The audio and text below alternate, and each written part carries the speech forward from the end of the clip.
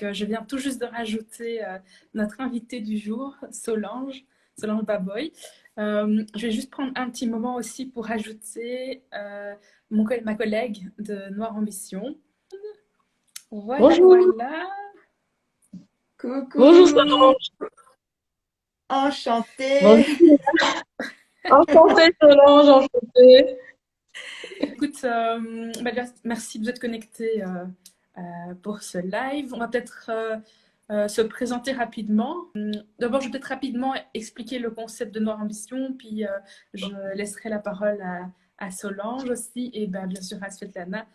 Donc, Noire Ambition, c'est une plateforme pour des femmes entrepreneuses qui ont le regard vers le continent africain, donc voilà, et plus particulièrement, comment on dit en français, Sub-Saharan Africa. Euh, et donc, ils veulent lancer un business sur place ou bien à partir de la Belgique ou d'autres pays, mais toujours avec un lien avec le continent même. Donc ça, c'est vraiment en quelques mots. Moi, je m'appelle, comme vous le savez, Julia, responsable marketing digital. Et avec Svetlana, justement, dans notre temps libre, on, euh, on gère la plateforme d'ambition. Mais alors voilà, je vais laisser la parole à Svetlana, mais puis aussi également à toi, à Solange. Oui, bonjour Solange. Donc du coup, moi je suis aussi membre de Nord Ambition. Je suis aussi brand strategist. Donc j'aide les startups avec leur stratégie de marque, stratégie de relation, enfin relation client, mais aussi à créer leur storytelling justement à propos de leur marque. Donc ça c'est moi. Et donc, moi, je suis Solange Baboy. Je suis formatrice et consultante financière. J'accompagne les entrepreneurs dans la gestion de leurs finances, que ce soit les finances de l'entreprise ou les finances personnelles. Donc, si vous avez besoin de faire briller vos finances, Ouais, et d'ailleurs, pour la petite info, j'avais participé à un workshop de Solange. Oui, j'ai vu les photos. Oui, c'est là qu'on s'est et rencontrés. c'est là effectivement qu'on s'est rencontrés et qu'elle nous avait Est-ce que tu partagé as pas mal de petits tips. vu? Donc, mais voilà, c'était toujours dans sur le sujet des finances. Mais aujourd'hui, ce sera vraiment plus particulièrement sur voilà, comment arrêter de s'inquiéter au sujet de ses propres finances en tant qu'entrepreneur particulièrement. Mais sans plus Mhm. tarder, on a prévu 30 minutes environ pour ce live. Donc, euh, voilà, avec Solange, pour commencer, on a quelques petites questions pour toi. Ouh là là. Avec ton expérience, bien sûr, et ça ne faut pas oublier quand même une longue carrière en tant que Treasury Analyst, c'est ça? Si je ne me trompe pas. Exactement. Et donc, voilà, tu as quand même pu travailler aussi pour des grosses boîtes et maintenant à ton propre compte avec des entrepreneurs. Bon, je sais que c'est quand même différent quand on travaille dans une structure bien fixe et avec par exemple des solopreneurs, mais dans ton parcours, ça je trouve intéressant quand même, ça touche aussi à la psychologie. Quelles sont les croyances liées à l'argent les plus fréquentes? D'accord. Mais je vais vous en partager trois. Alors, la Mhm. première, j'entends souvent, vraiment très régulièrement, c'est quoi? C'est que je serai fauchée toute ma vie. Mais vraiment, j'entends souvent Ouais, ça. ouais. Je viens d'une famille qui n'a jamais eu d'argent. Donc, c'est Mhm. normal que moi, maintenant, à mon tour, j'ai pas d'argent. Ce que je réponds aux personnes qui pensent ça, il faut savoir un principe très, très, très simple. C'est quoi? C'est que c'est à quoi on croit va déterminer la réalité qu'on va avoir. Ça c'est vrai. Vraiment. Ça c'est Donc, une personne qui Mhm. vient me dire que je vais être fauchée toute ma vie, ben, je lui réponds, tu as probablement raison. C'est vrai, parce que les croyances qu'on va avoir, les pensées qu'on va avoir, vont Mhm. déterminer ce qu'on va faire concrètement. C'est vrai. Mhm. Et donc, une personne qui va se mettre à croire qu'elle va être fauchée toute sa vie, ben, c'est tout à fait normal qu'elle ne va pas essayer de mettre en place des stratégies, de chercher en fait Mhm. des moyens pour gagner plus d'argent ou ne fût-ce que pour sortir des problèmes financiers. Et par rapport à l'histoire familiale, il faut savoir aussi que les passés de notre famille n'a pas forcément une influence sur ce que nous, on veut devenir. Nous, on peut très bien en fait faire les choses différemment, changer des habitudes et avoir des résultats Mhm. différents. Donc là, c'est vraiment une fausse croyance, c'est un mensonge. C'est pas vrai. C'est pas vrai. Mhm. Et la deuxième croyance que je reçois souvent aussi, c'est quoi? Elle est assez marrante celle-là. Je suis nulle pour gérer mon argent. Je suis pas du tout douée. Mm. Et donc, du coup, si j'essaye de prendre en main mes finances, ben, je vais prendre des mauvaises décisions qui vont me faire perdre de l'argent. Oui, oui, oui. Vous voyez un peu? Et donc, Mhm. moi, qu'est-ce que je réponds? Non, tu es parfaitement capable, en fait, de prendre en main tes finances. Il faut juste se donner les moyens, se donner, en fait, le temps d'apprendre. Et l'effet de ne pas prendre en main ses finances, l'effet de ne pas les gérer, on perd de l'argent. Pensez un peu Oui, aux oui. intérêts de retard qu'on a, aux frais administratifs qu'on reçoit quand on ne paye pas nos factures à temps, la TVA, déjà ça, les impôts. Quand on ne paye pas à temps, les intérêts sont très très salés. Et en tant qu'entrepreneur, il faut vraiment prendre le temps de s'asseoir, regarder ses comptes, faire attention. Et aussi, par exemple, en Belgique, on a droit à des subsides, c'est-à-dire à des aides de l'État. Et beaucoup d'entrepreneurs se disent non, mais c'est trop de travail, c'est trop compliqué. Et du coup, ils ne prennent pas la peine de les faire. Et qu'est-ce qui se passe? Ben, ils passent à côté de l'argent qu'ils pourraient avoir. Il y a tellement d'exemples que je pourrais encore donner, continuer comme ça, mais je vais m'arrêter là. Et la dernière croyance que j'entends souvent aussi, c'est les autres l'ont et pourquoi pas moi? Hmm. Souvent. Ah, Ah oui, oui. J'ai une collègue ou un coéquipier, un collaborateur qui s'est acheté la dernière Mercedes, mais pourquoi pas moi aussi? L'effet de se comparer avec les autres, essayer de faire comme les autres, les imiter, c'est un jeu super dangereux pour nos finances. Donc il faut absolument arrêter de faire ça. Il faut plus opter pour la reconnaissance, la gratitude, être content de ce qu'on a en fait. Parce qu'il y a des personnes qui vont vraiment jusqu'à l'extrême aussi, elles vont s'endetter pour un peu suivre ce que les autres font, pour être in. hmm. Il y a, Oui, oui. il y a une phrase, enfin je sais plus, c'est en anglais, mais je vais essayer de traduire en français, mais qui dit, voilà, on essaie d'impressionner des gens qu'on n'aime même pas au final et à Ah essayer d'être oui. toujours, voilà, Je pense que paraître. C'est Kanye, ça. C'est une Eh ben, chanson de Kanye, je pense. je sais plus de qui c'est, mais à essayer justement de vouloir suivre ces tendances, impressionner, ben oui, ça impacte aussi nos finances. Oui, ça Exactement. c'est vrai. Mais Mais j'ai l'impression que ça va encore avec la positivité aussi. Ta première et la troisième, enfin, plus ou moins, ça revient quand même à cette positivité de se dire oui, I can do it, de se dire moi aussi, en fait, je peux avoir cette vie, je peux gérer mes finances. Et je pense que c'est quelque chose d'important aussi, hein, d'être positif en fait. Exactement. Vraiment, on est maître de notre destinée. Hein. Oui. j'aime bien cette phrase aussi. Mais pour rebondir, donc oui, effectivement, ça, ce sont les croyances qui reviennent le plus souvent. Et je sais que tu as un moment dit, parmi les, enfin, suite aux croyances que tu énonçais, que des fois, bah oui, il y a des possibilités, on ne va pas chercher justement comme des subsides. D'ailleurs, ça me fait penser rapidement, j'ai vu des subsides à Bruxelles pour les femmes entrepreneuses. Je pense que c'est 350 000 euros qu'on peut avoir. Donc, je posterai ça aussi après enfin, en stories ou sur la page. Donc, ceux qui sont intéressés, actuellement, je ne sais pas si c'est la ville de Bruxelles. Je, j'ai vu Voyez quelque un peu. part, je me suis dit, ce serait intéressant, je l'ai sauvegardé, je vais le repartager au cas où. S'il y a des entrepreneuses qui ont un projet intéressant, ben voilà, il y a les fonds pour. Il y a vraiment des fonds, même Ouais. pour les formations aussi. Hein. Il y a des subsides pour des formations. Les sites web aussi. Il faut juste aller chercher, enfin se renseigner. Et du coup, tu parlais voilà, des différentes croyances qui peuvent nous limiter dans la gestion des finances.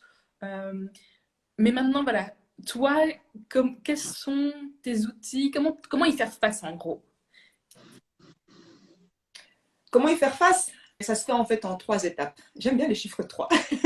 Donc il y a donc l'identification, le déracinement et la transformation. Et en fait, c'est exactement le parcours que moi je propose avec les personnes que j'accompagne, je forme, je coach. La phase identification, ça consiste en quoi? Prendre conscience des croyances qu'on a sur l'argent et aussi faire la part des choses entre les croyances qui sont aidantes et les croyances qui sont nuisibles. C'est-à-dire, comme tu l'avais dit, donc les croyances limitantes. La différence entre les deux, c'est quoi? Les croyances aidantes vont en fait nous booster, nous motiver, nous aider vraiment à avancer dans la bonne direction, à améliorer notre condition financière. Et les croyances nuisibles, au contraire, donc qui sont limitantes, qui sont souvent des mensonges, là, ça va vraiment faire l'effet inverse. C'est-à-dire, ça va provoquer en nous des frustrations, on ne va pas se sentir bien, ça va nous démotiver. Vraiment faire la part entre les croyances qui nous aident et les croyances qui créent en nous des frustrations. Donc déjà, prendre conscience qu'on a ces croyances et essayer de comprendre pourquoi est-ce qu'on a ces croyances. Il y a souvent en fait quelque chose de caché derrière les croyances qu'on a. Prendre conscience de ça. La deuxième étape, c'est quoi? Une fois qu'on a pris conscience des croyances qu'on a, là maintenant, il faut en déraciner, se débarrasser de toutes les croyances qui sont mensongères, qui nous limitent, s'en débarrasser et les remplacer. Mais comment? Comment? Ah, il y a de l'entraînement. Un exemple assez simple. Pour reprendre la première croyance que j'ai donnée, que je serai embauchée toute ma vie parce que ma famille a toujours été pauvre. Mais là, on pourrait les remplacer par le fait de dire que je suis maître de ma destinée. Je peux me créer moi-même la vie que je veux. C'est vraiment en fait remplacer les croyances mensongères par des vérités. Ensuite, la transformation. Là, maintenant, il s'agit de passer à l'action, de tester. Et là, on va avoir des résultats positifs. Et là, ça va en fait nous permettre de ne plus vivre dans l'hypothétique. On voit en fait qu'en réalité, la croyance qu'on avait, elle était complètement fausse. Là, on devient un peu de nouvelles personnes, avec des nouvelles pensées, de nouvelles croyances qui sont beaucoup plus saines. C'est ça en fait, donc la dernière étape, donc transformation. Donc, identification, déracinement et transformation. Je vois que tu as encore une question. Non, non, justement, ça revient sur ce côté où on doit être positif, travailler sur toi-même finalement. Essayer d'être positif, rendre tes pensées positives en fait. Mais justement, j'aimerais bien savoir après ces 3 étapes, c'est quoi la suite? Comment dire, comment établir alors, comment se dire oui, enfin, déjà vers qui aller? Donc, je viens de terminer ces 3 étapes, mais vers qui aller alors finalement? Qui va m'apprendre? Même savoir quels sont les sujets dont j'ai besoin de tout ça. Donc, vers qui il faut se tourner? Mais il faut en fait aller vers des personnes qui sont dans le métier. Pour récapituler, donc voilà, il y a vraiment les trois, enfin, il y avait des croyances limitantes qui nous bloquent par rapport à nos finances. Il y a les 3 méthodes que tu dis, comment y faire face, c'est vraiment pouvoir identifier quelles sont ces pensées limitantes, les déraciner, donc vraiment les remplacer par d'autres pensées aidantes. Oui. Et puis voilà, la transformation. Et puis voilà, pour rebondir sur ce que disait Svetlana, c'est oui, tu disais là dans le milieu, mais par exemple aussi, voilà, toi qui offres des workshops sur, ou même des programmes de coaching, est-ce que j'ai vu sur comment Exactement. optimiser ses finances, que ce soit en tant qu'entrepreneur ou en tant qu'individuel. Enfin, particulier, je veux dire. Parce qu'en fait, les finances, c'est pas que les chiffres. Hein. C'est vraiment aussi au niveau du mental, les comportements. Les chiffres qui reviennent souvent, c'est quoi? C'est que 80%, c'est le mindset, donc le mental, et 20%, c'est des chiffres. Vous voyez? Donc, il y a vraiment un travail au niveau du mental qui doit se faire. Je prends vraiment le temps de faire des ateliers pour justement travailler ces côtés mentalité, ces côtés mindset. C'est ça qui va déterminer quand on va en fait mettre en place des stratégies que je vais partager, des outils. C'est ça en fait. Si on n'a pas les bons mindset, c'est-à-dire si on n'a pas la discipline, mais on ne va pas faire les budgets donc régulièrement et les suivre régulièrement. Donc il faut vraiment un certain mindset pour pouvoir mettre en place les stratégies qui seront partagées. Donc il y a des ateliers qui sont organisés sur la thématique comment c'est réconcilier avec l'argent.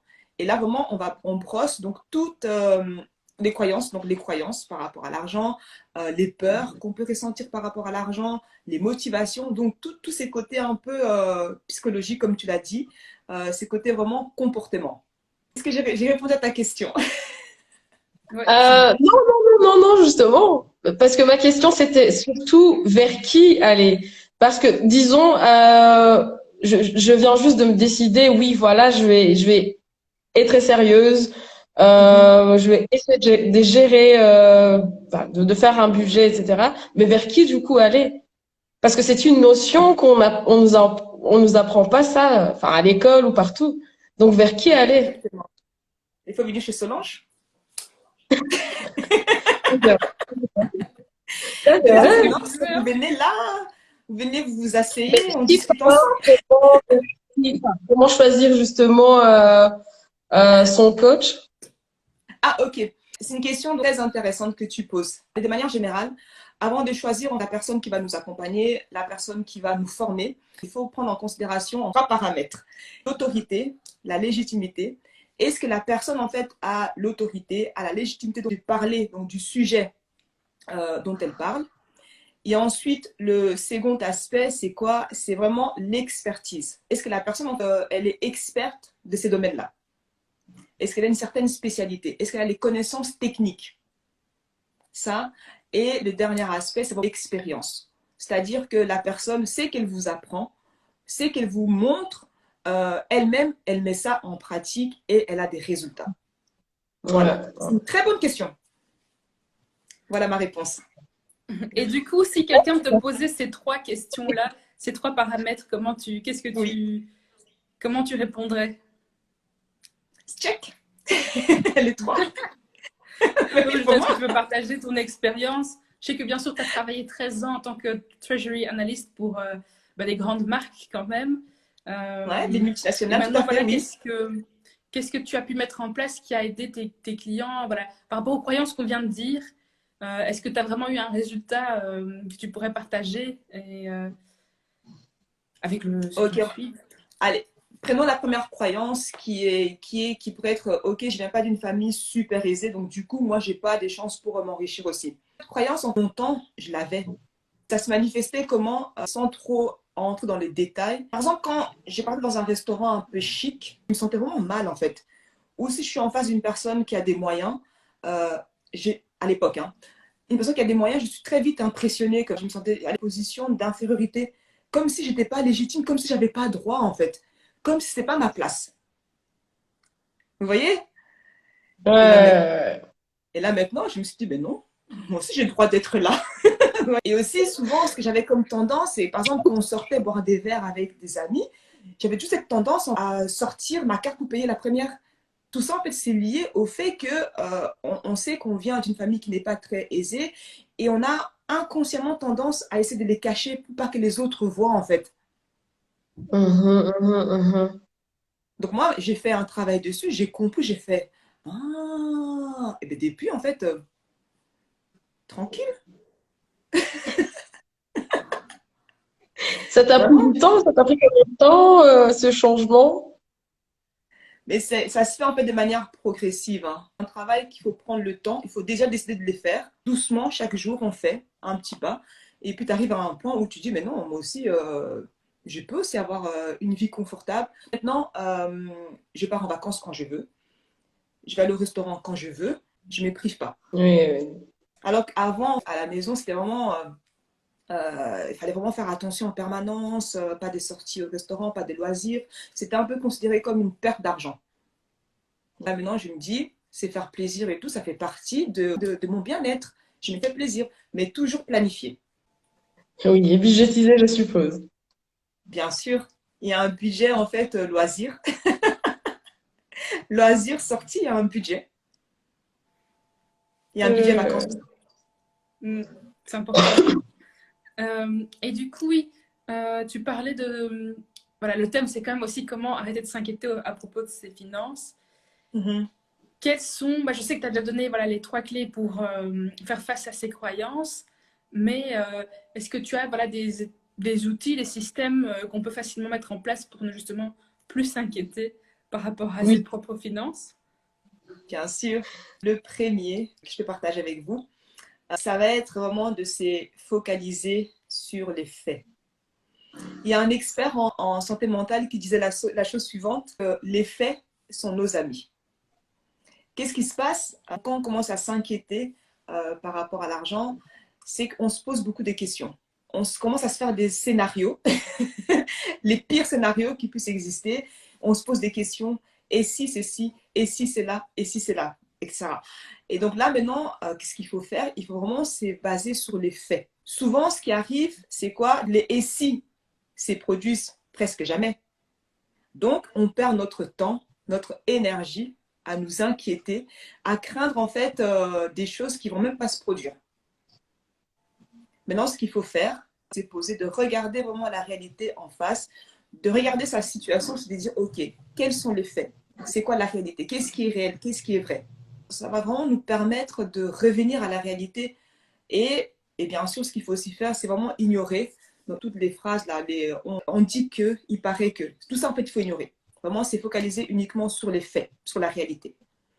Ça, c'est donc le premier outil. Le deuxième outil, il faut faire un plan. Oui, donc il faut faire un plan. Donc un plan, ça peut par exemple être un budget. Surtout en tant qu'entrepreneur, c'est important de faire un budget, de faire aussi un plan de ses rentrées et sorties d'argent. Donc, on peut aussi faire un plan, par exemple, pour bâtir de la richesse. On peut aussi faire un plan pour atteindre la liberté financière. Donc, quand en fait on fait un plan, on a notre esprit qui s'apaise directement parce qu'on sait où est-ce qu'on va aller et on met des outils, des stratégies concrètement en place. Et ça permet vraiment en fait de s'apaiser. Souvent, ce qui fait peur, c'est quoi? C'est l'inconnu. On ne sait pas trop ce qui va se passer. Et maintenant, quand on planifie, qu'est-ce qui se passe? Donc, c'est déjà mieux où on va aller. On sait mieux prévoir. Vous voyez? C'est ça, de prévoir, anticiper. Ouais. Ça, j'aimerais bien rebondir là-dessus aussi. Ce qui m'a aidé, moi, par exemple, c'est faire ce plan, justement. C'est je listais pour toute l'année toutes mes dépenses fixes d'office, ça c'est sûr, mais aussi toutes les choses pour lesquelles je vais me faire plaisir. Donc, par exemple, moi, j'adore voyager. Donc, je mettais, voilà, au minimum 4 voyages par an. Voilà, ça faisait peut-être $4000, on va inventer un chiffre. Et je prévoyais tous les postes pour l'année. Comme ça, à la fin, ça me donnait un montant total que je dois gagner par an. Et je sais, voilà, à combien sont mes services. Je divise ça et je sais à la fin combien de clients je dois atteindre pour avoir cette liberté financière, on va dire. Donc ça, c'est vrai que ça donne un peu, ça apaise un peu, surtout en tant qu'entrepreneur, de savoir vers où aller, que faire. Oui. Ça, c'est une bonne idée. Bravo. Mais désolée, je te laisse continuer. C'est exactement ça. Et aussi, surtout en matière des finances, c'est vraiment important de s'intéresser à l'éducation financière. C'est former, de se faire accompagner. Pourquoi? Parce que ça va nous permettre d'avoir des stratégies, des outils. Et quand on a des outils, qu'on a des stratégies, ben, on sait en fait qu'on a de quoi rebondir s'il y a quelque chose qui se produit. Et souvent, l'inquiétude vient, pourquoi? Parce qu'on ne sait pas trop si telle chose s'est produite. On ne sait pas trop comment y faire face. Mais quand on a des stratégies, on a des outils, tranquille. On sait en fait que là, on a les connaissances nécessaires pour pouvoir faire face. Et non, tout à fait. Je suis d'accord de ce que tu dis et tout. Le dernier point, c'est vraiment d'être conscient de ses faiblesses. On a tous des points faibles. Hein. Donc, il faut vraiment être conscient, voilà, que, voilà, on connaît en fait les choses qui peuvent facilement nous tenter. Donc, pouvoir les identifier dès qu'ils pointent le bout de leur nez, comme ça, on peut vite changer, en fait, rectifier. Donc, c'est super important. Et souvent, ce qui arrive, c'est quoi? Donc, les gens commencent à reprendre un peu leurs finances en main. Il y a quelque chose qui s'est produit. Et la première réaction va être quoi? Remettre en place les mauvaises habitudes qu'on avait, l'automatisme en fait. Donc là, quand on reconnaît qu'on a cette tendance-là, ben, qu'est-ce qu'on fait? On rectifie assez rapidement. Et on revient sur la bonne voie pour ne pas en fait mettre en péril tous les efforts, tous les progrès qu'on a fait. Elle a répondu à ta question? Ah oui, moi c'était top. Moi, j'ai plus de questions. Ah non, moi, écoute. La question.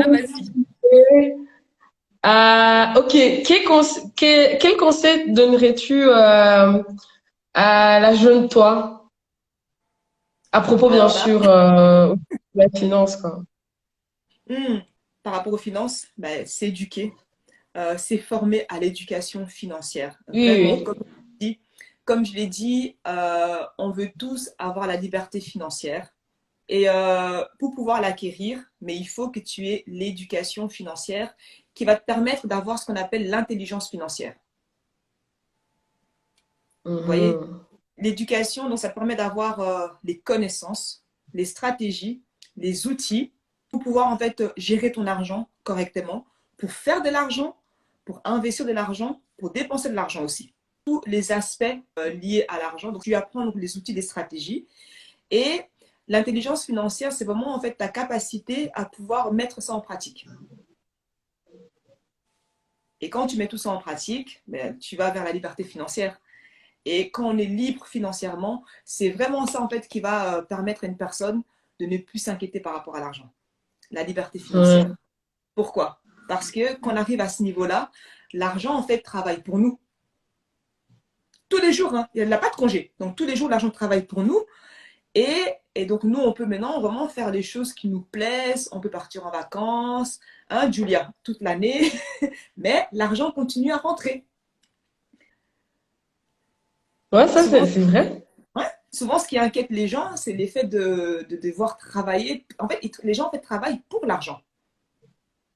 Et quand tu es libre financièrement, c'est l'argent qui travaille pour toi et pas toi. Hum, Et ça, c'est aussi bien, je trouve, valable pour les entrepreneurs et aussi les salariés, peu importe sa situation.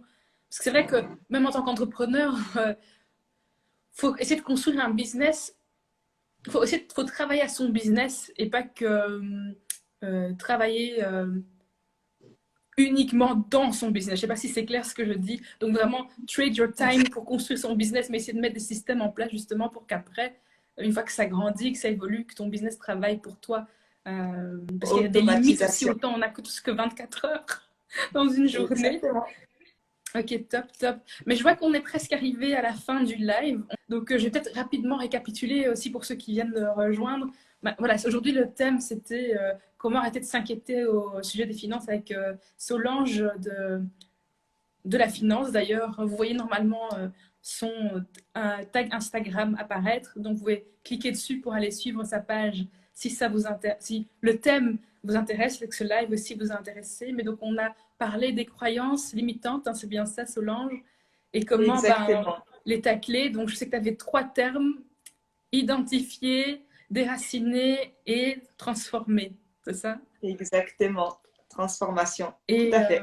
et voilà comment mettre des systèmes en place. Et donc, si jamais vous voulez mettre un système en place pour être libre financièrement ou bien même juste travailler sur votre mindset, comme disait Solange, c'est 80% de la gestion des finances viennent vraiment du mindset. Je sais que tu as des programmes de coaching, donc n'hésitez pas à la contacter. Je ne sais pas si, Solange, il y a une question que tu voulais qu'on pose ou quelque chose qu'on a oublié de parcourir que tu peux nous partager en 1 minute. Se rappeler l'importance vraiment d'investir dans la connaissance, dans la formation. C'est ça qui va vous permettre d'avoir des stratégies pour rebondir en toute situation, la connaissance. En tout cas, c'est les premiers investissements que tout entrepreneur doit vraiment faire. C'est-à-dire vraiment investir dans la connaissance, c'est former, c'est faire accompagner. C'est super important. Tout à fait d'accord avec toi. Écoutez, on va doucement mettre fin au live, malheureusement. Je sais qu'il y a tellement de choses encore que tu pourrais partager, Solange. Mais on n'a pas assez de temps. Donc voilà, comme je dis, n'hésitez pas à vous abonner à sa page pour en apprendre beaucoup plus. Mais déjà, merci d'être venu. Merci Solange encore 1000 fois d'avoir partagé ta connaissance avec nous. C'était un vrai plaisir de t'écouter et d'en apprendre beaucoup plus. Et on se dit à très bientôt. À très bientôt, Solange. Merci. À très bientôt. À très bientôt. Bye.